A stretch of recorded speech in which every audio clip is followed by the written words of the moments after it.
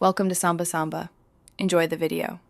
You start by gathering essentials, your org ID, API key, or SSO credential, and the dataset ID you intend to share. Once you have those, open the Data Share MTN portal or CLI and authenticate immediately so tokens are ready. Make sure network access and any required VPN are active.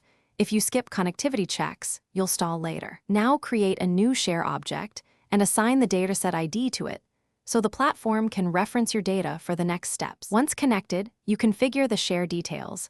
Define the schema and field mappings so the consumer sees consistent columns. You should set explicit permissions, read-only or transformation rights, because this controls downstream access. Make sure to apply any necessary filters and transformations now to avoid leaking sensitive rows.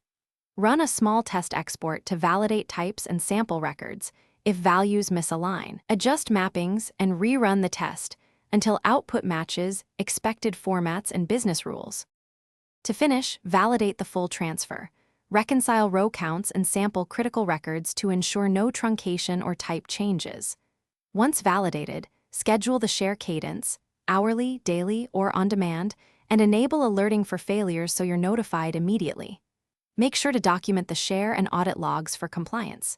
If something goes wrong, check token expiry and mapping mismatches first. Renewing credentials or correcting a schema mapping fixes most issues quickly.